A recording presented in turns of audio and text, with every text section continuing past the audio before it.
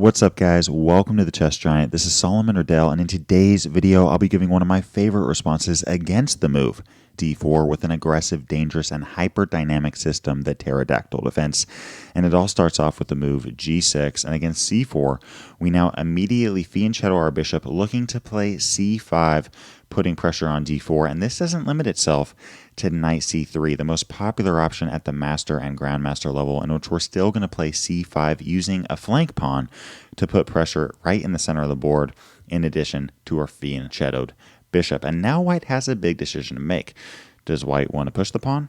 Play a move like knight f3 or e3, defending the pawn? Does white want to just take the pawn on c5? We're going to go over all of these moves so that you're prepared for whatever comes your way. Let's first go over the obvious question. Why doesn't white just take the pawn? I mean, we're giving white a pawn. Why doesn't white just take it back? I actually believe that this is a big mistake because we can now play knight a6. Now, usually, we don't want to put our knight at the edge of the board. We'd rather bring our knight to the center where it's more active, but the whole purpose of playing knight a6 is to attack the pawn on c5, and b4 can't be played because white would lose a knight on c3, not to mention that b4 is also being defended by our knight on a6. And now we're simply going to take back the pawn on c5, and if white tries to hold on to the pawn with a move like bishop e3, we can now play bishop takes c3 with check.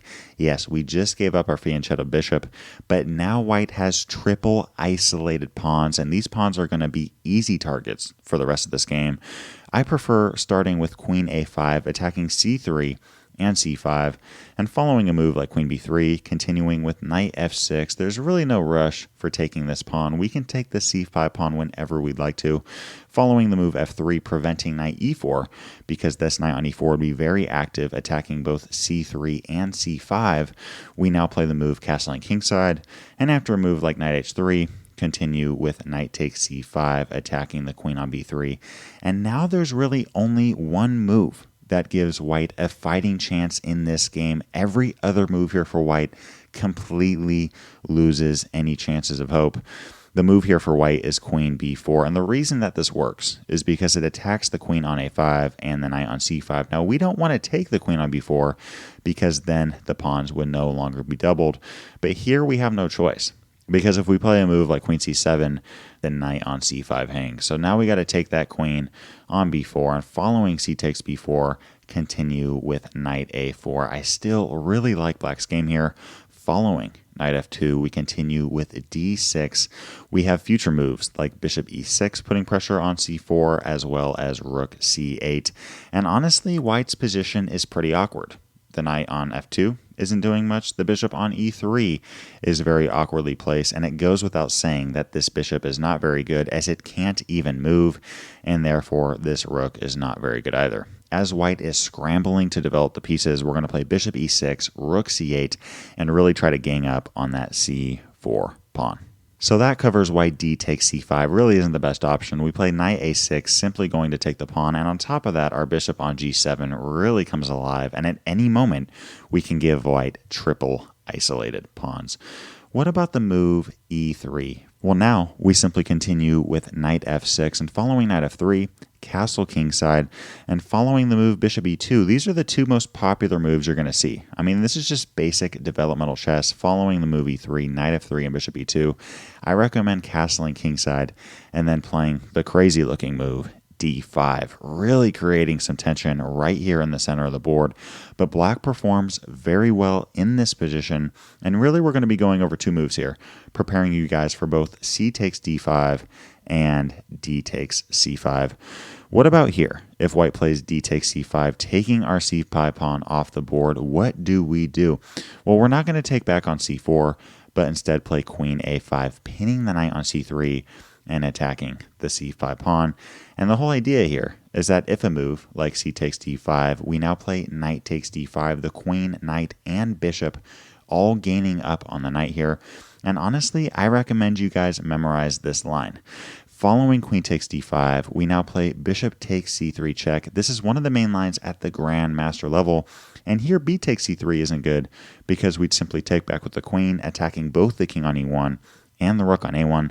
So following bishop d2, we now play rook d8. And now we get a fascinating position as queen takes d8 is the best move.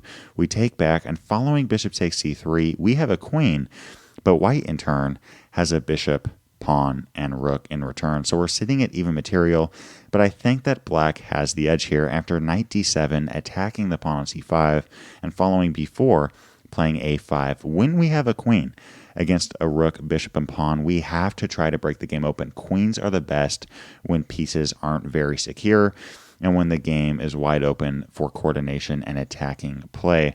So here after the move a3, we're going to continue with a takes b4. If bishop takes b4, we play queen c7, really trying to gain up on that c5 pawn.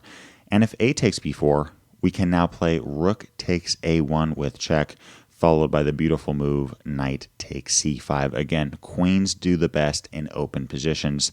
And no, we're not just giving up a piece, because after b takes c5, we have this queen a5 check idea, attacking both the king and the bishop on a1. And following a move like king f1, we take the bishop off the board. And now after a move like knight e1, we simply continue with queen c1, ready to pick off this c5 pawn, push this b pawn down the board, and we have ourselves a one game with the black pieces. So that covers the move d takes c5, in which we play queen a5, not fearful of c takes d5 because we take back with the knight. And following the sequence of moves, we have a crazy variation in which we end up with a queen versus a rook, bishop, and pawn, but I still love black's chances there. What about the move c takes d5? Well, this seems like a more safe option for white, but I really like this for black, as we can now play knight takes d5, and following castling kingside, play knight c6, really putting some pressure right in the center of the board. We have two centralized knights, a strong flank pawn on c5, and a strong fianchettoed bishop, and it's really hard to play this position as white. The most popular option at the master and grandmaster level is the move queen b3. I would like to note that going a move back, that this position has been reached 18 times at the master and grandmaster level, and white has yet to win one. But again, as I've said, following the move queen b3, this seems like a pretty good option. I mean, both the knight and the queen are really gaining up on this knight on d5, but now we can simply play bishop e6, defending the knight. And the obvious question is, why would we ever play this? I mean, this looks good, but now we just give up the pawn on b7. But now we have this beautiful idea of knight d b4, threatening trapping the queen with rook b8. If we get this rook b8 move in, this queen has nowhere to go, as this knight protects a6, and this knight protects a7, and this queen really controls the rest of the board here. So here the only real move for white is queen b5, which is extremely hard to find. But after this, we continue with the move c takes d4, and honestly, I just love black's game here. We have two very active bishops pouncing down on the board. We have a very strong centralized pawn on d4 attacking the knight. There's two strong knights on b4 and c6 ready to get into the action, a queen and a rook ready to get into this game. I would clearly give the edge to black, and if anyone came up to me and said, hey, which side would you rather be, I would pick black every single time. So we've went over the move d takes c5, in which we play knight a6, and we've also went over the move e3, in which we continue with knight f6, castling kingside, and d5, really creating some tension in the center of the board here. What about the move knight f3?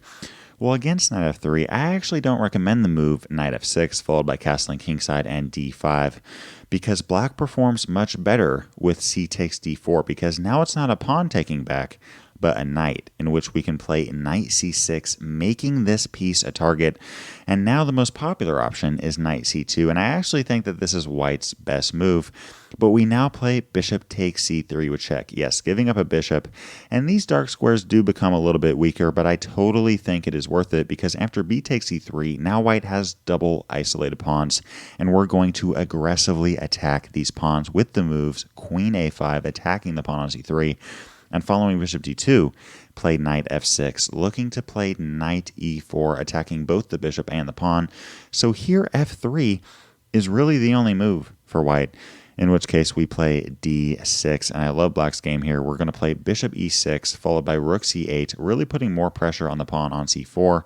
Honestly, looking at this position, white has an isolated pawn, double isolated pawns, a bishop that is really a tall pawn doing nothing but babysitting the pawn on c3, and this bishop on f1 following e4 is going to babysit the pawn on c4. This is a very uncomfortable game for white, and black has the huge attacking edge plus the initiative, and on top of that, we're sitting at even material. This is a dream position for black coming out of the Pterodactyl Defense.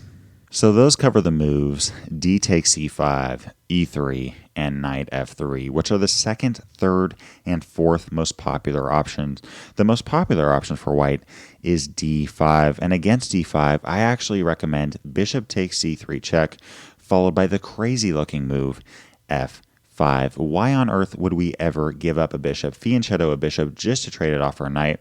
Well, it's not like the knight was worth so much more, but we really did this because now for the rest of this game, because of our pawn on c5, these c3 and c4 pawns are doubled and are extremely vulnerable to attack. We're going to continue with moves like d6, queen a5, attacking c3, knight f6, followed by knight e4. This knight on b8 is going to get involved with knight d7, knight b6, and attack the pawn on c4. We also have ideas of b6 and bishop a6. I love black's game here, and most of the time this position is reached, black comes out with the win at the professional level. I love the beef eater variation, and it's honestly very hard to play with as white. Yes, white does have the bishop pair, but because of the c3 and c4 pawns, chances are this bishop is going to come to d2 and babysit the c3 pawn, and this bishop on f1 is going to babysit the c4 pawn, and black is going to be the one with a huge initiative. If you'd like to learn more on the theory behind the beef eater variation, click the video to the left. If you'd like to explore more chess openings in general, click the playlist to the right. Leave a comment to let me know what other videos you'd like to see covered on this channel. And as always, I appreciate you guys. Thanks for watching. Peace.